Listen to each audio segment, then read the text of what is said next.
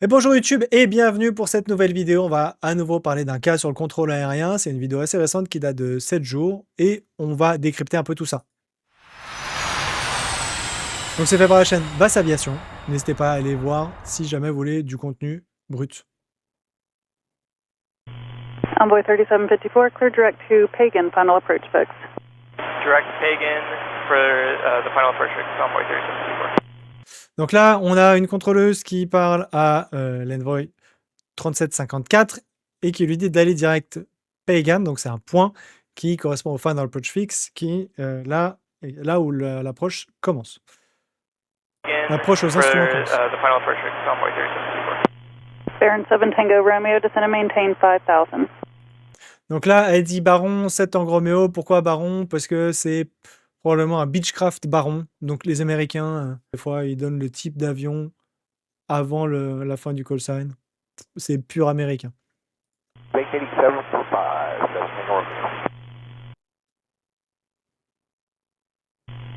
Skywest 5503, descend and maintain 5000.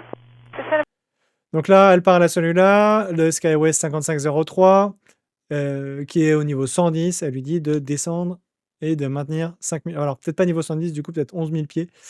Et de descendre et de maintenir 5000 pieds. Pourquoi il est peut-être à 11 000 pieds et pas au niveau 110? Parce qu'elle ne lui donne pas le pitch de Mercure là aux États-Unis qui lui permet de passer de niveau de vol à l'altitude, donc le calage altimétrique. Maintain 5000, Skywest 5503.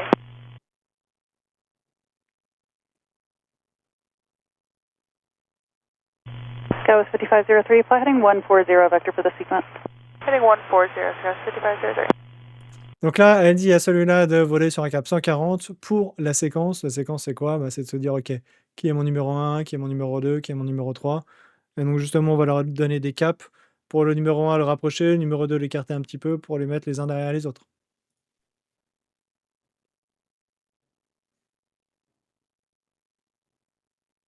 Skywest 5503, descend and maintain 4000, reaching 4000, reduce speed to 210.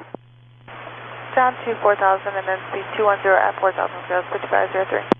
Donc là, ce que la contrôleuse lui dit, c'est, on va remettre, de descendre et de maintenir 4000 pieds et en atteignant 4000 pieds, de réduire à 210 nœuds. Pourquoi elle dit ça? Parce que aérodynamiquement, c'est quand même très difficile pour un avion à la fois de descendre et de ralentir. Donc, elle lui dit, bah ok, c'est bon, tu peux garder ta vitesse le temps de descendre. Par contre, une fois que tu as terminé ta descente, là, tu réduis ta vitesse. L'autre option, ce serait de réduire la vitesse avant la descente et du coup de commencer la descente après avec une vitesse déjà réduite. Envoy 3754, descend and maintain 3000, advise when you get the field in sight, 1 o'clock and 15 miles. Donc là, celui-là, elle lui dit de descendre et de maintenir 3000 pieds et de dire quand cet avion-là a le terrain en vue. The field in sight, 1 o'clock and 15 miles. Down to 3000 and On n'entend pas très bien Redback, mais bon. Skywest 5503, turn left heading 090, join the runway 5 right, final approach course. 290, join the final approach course for 5 right, Skywest. La contrôleuse lui donne un cap 0,90, donc encore une fois, on imagine qu'il y a un axe de piste vertical. On va donner un cap qui amène dans une espèce d'entonnoir de 45 degrés, justement.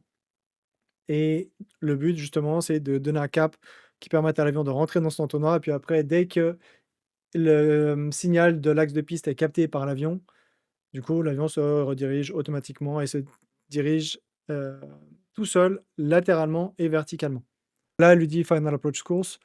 Donc, c'est souvent pour les approches AirNav ou RNP. On entend les deux. Sinon, on va plutôt parler du localizer quand c'est des approches ILS. 503. Donc là, ce qu'on nous dit, c'est que là, maintenant, c'est tout du real-time. Il n'y a pas d'accélération. Les pauses qu'on entend à la fréquence, c'est exactement ce qui se passe sur la fréquence. Il n'y a pas eu de montage fait.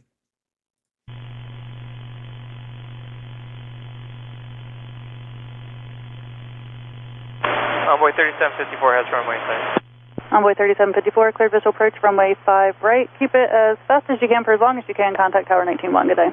Roger. Attends, We'll keep it left as much as we can. Cleared for the visual for 5 right and over to runway 3754. Have a good night. Donc là, reprenons. La contrôleuse lui dit qu'il est. Donc lui, il dit qu'il a maintenant le terrain en vue. Donc elle lui dit OK, bah, vous êtes autorisé pour l'approche à vue, c'est à droite. garder la vitesse autant que possible et contacter la tour, voilà. Donc là, son plan, c'est de mettre cet avion-là en premier et celui-là en deuxième. Déjà, c'est un peu chaud, parce qu'on voit en termes de distance par rapport au terrain que les 2, ça a pas l'air bien éloigné. En tout cas, si on mesure la distance que lui va faire, il va pas couper direct, il va faire plutôt quelque chose comme ça et cet avion-là va faire plutôt quelque chose comme ça. On se rend compte qu'ils ont plus ou moins la même distance à parcourir, voire lui a peut-être même un poil plus de distance à parcourir. 5 right, keep it as fast as you can for as long as you can, contact tower 19-1, good day. Roger, we'll keep it left as much as we can, cleared for the visual for 5 right and over to tower 3754, have a good night. Après, je dis pas que ça peut pas marcher, je dis juste que du coup, le premier avion doit rester rapide et le deuxième doit rester lent. Et en général, dans ce cas-là, ce qu'on fait, c'est ce qu'elle a fait, dire bah voilà, vous êtes autorisé pour le Final Approach Course, donc ce qui va permettre de guider latéralement, mais on n'autorise pas l'avion à descendre selon le plan de descente. On va essayer de garder 1000 pieds entre les 2 avions pour dire bah voilà, si c'est trop chaud, je remets les gaz au deuxième et parce que bah justement ça passera pas.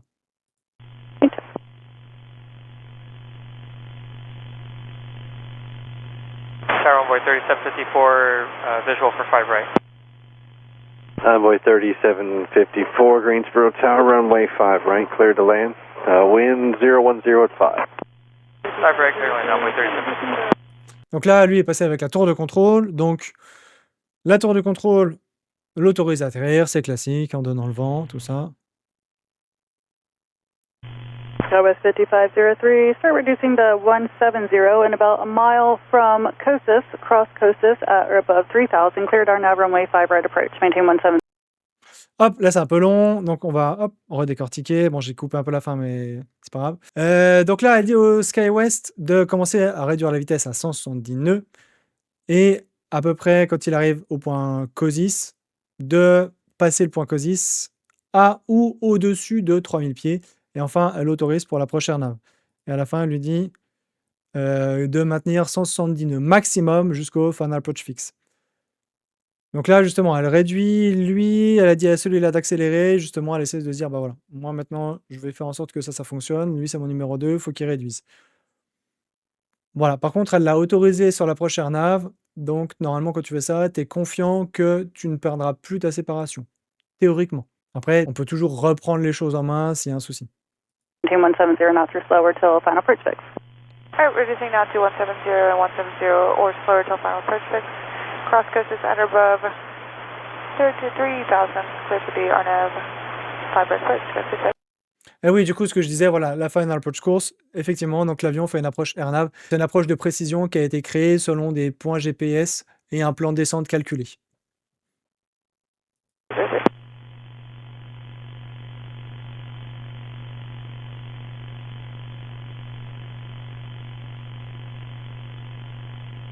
Donc là, ce que ça nous dit, c'est que c'est vraiment le silence sur la radio.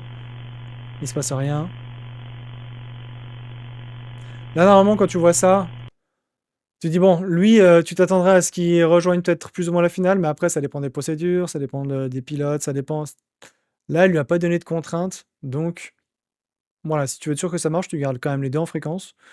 Là, les 2 se rapprochent, lui, tu sais pas ce qu'il fait, s'il va vraiment faire une superbe base pour aller s'établir en finale au dernier moment.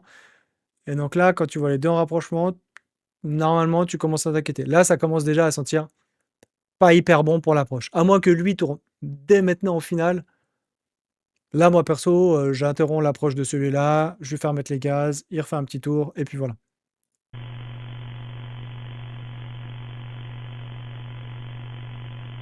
Ah oui, sachant que là, petite pause, on n'a pas l'évaluation des distances. Donc on ne sait pas la distance entre les 2 avions. On n'a pas d'échelle sur cette carte. On en aura juste un petit peu après. On va voir.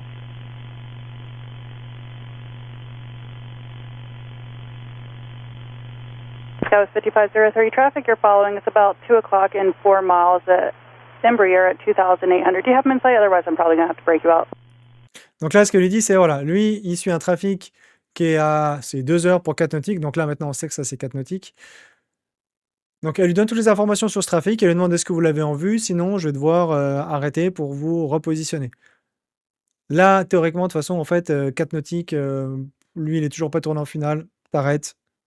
tu repositionnes le SkyWest et tu te prends pas la tête parce qu'il y a aucune chance. Là, il y a plus aucune chance pour que ça fonctionne. Même si lui tourne en finale, je vous ai dit, les séparations minimum, ça va être du 3 nautiques en approche. Sur les secteurs en route, donc à plus haute altitude, ça va être 5 nautiques. Mais voilà. Donc là, elle est quasiment déjà.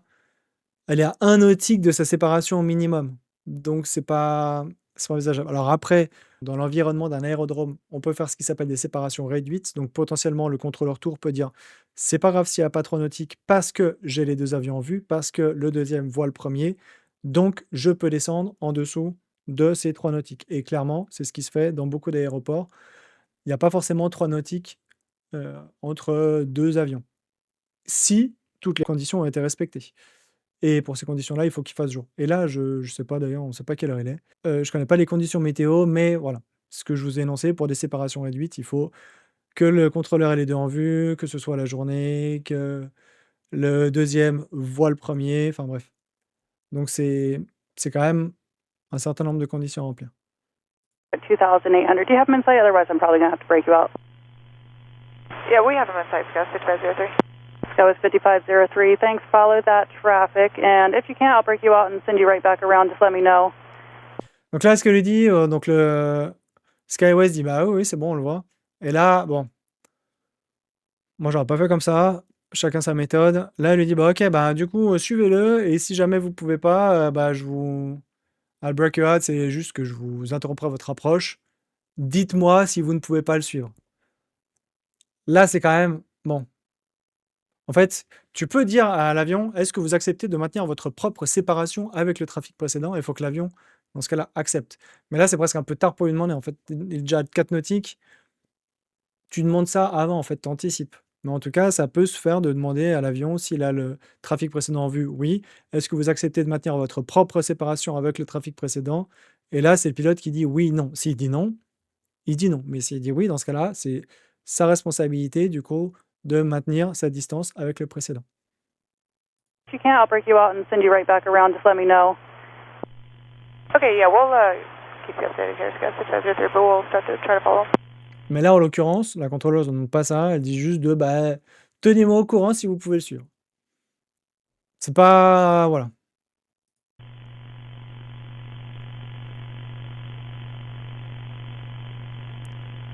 Et là, pareil, tu vois ça, tu vois qu'il y a... Là, du coup, on est à moins de 4 nautiques. Je connais pas, du coup, c'est difficile d'estimer la distance, mais il n'y a plus les 1000 pieds entre les deux. Donc, la séparation, elle va potentiellement être perdue dans pas longtemps. En fait, là, il faut arrêter, remettre les gaz du SkyWest, leur faire monter à une altitude pour récupérer la séparation tout de suite. Enfin, voilà. Faut pas attendre que lui dise: bah non, on peut pas le suivre, donc on va remettre les gaz.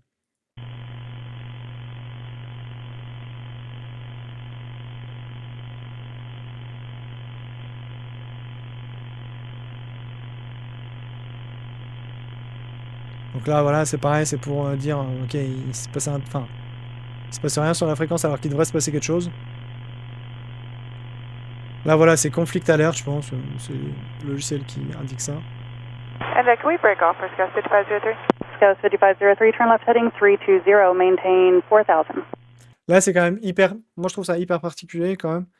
Parce que c'est le SkyWest qui dit, genre, bon, bah, on va arrêter. Non, mais en fait, je comprends pas... Personnellement, je sais pas ce qui se passait dans la salle de contrôle à ce moment-là, mais je ne comprends pas pourquoi la contrôleuse n'a pas elle-même, bien avant que le SkyWest dise, bah, on arrête, elle-même laisser la situation se faire, regarder, en disant, bah, peut-être que le SkyWest pourra suivre. C'est juste impossible. C'est pas possible. Left 320, I'm sorry, what was that altitude for Sky 5503? SkyWest 5503, heading 320 and maintain 4000. Right, 320. Donc là, c'est cap franc sur la gauche et de remonter à 4000 pieds. Mais là, voilà. Là, on est quand même assez proche. A priori, il y a 500 pieds, pardon, il y a 400 pieds d'écart entre les deux. C'est pas... Voilà. Here, I'm back up to 4000, Sky 5503. Voilà, maintenant, il n'y a plus que... Ouais, c'est toujours 400 pieds. Parce que oui, on dit à un avion de remettre les gaz, mais ça prend un peu de temps, en fait. C'est pas parce qu'on dit à un avion de remettre les gaz, et pareil, quand l'avion remet les gaz, en fait, il y a toujours une petite phase de descente avant que l'avion reprenne dans la puissance et remonte. Alors, il va pas descendre de 300 mètres, hein, mais c'est pas instantané. C'est pas remettre les gaz, pouf, c'est pas une fusée, quoi. Donc voilà, c'est pour ça que et on l'a vu continuer à descendre malgré l'instruction de remonter à 4000 pieds.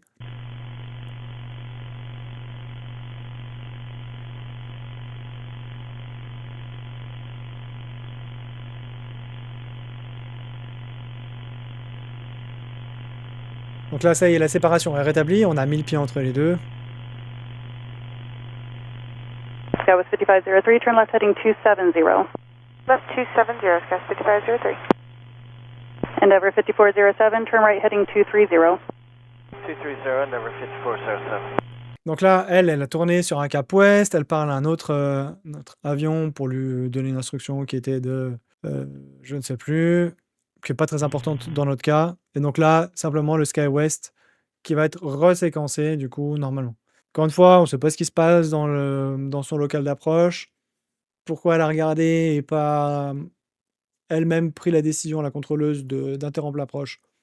On ne sait pas. Moi, je dis juste que personnellement, j'aurais pas fait comme ça. Je vais essayer de vous donner un peu les pistes, de dire, bah voilà, là, quand on va intercaler une approche devant une autre un peu plus directe, c'est mieux de garder les 1000 pieds, de pas autoriser à l'approche tout de suite, de s'assurer, de garder les deux en fréquence, de s'assurer que le premier va bien tourner en finale comme on veut, quitte à le motiver un peu pour dire, ok, maintenant, il faut la tourner en finale, en fait.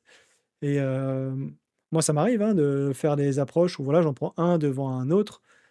Et en fait, bah, si je le vois qu'il n'a pas commencé son virage, je lui demande en fait: «Est-ce que vous avez commencé votre virage ou pas?» Et s'il me dit: «Non», bah, dans ce cas-là, je vais prendre des actions.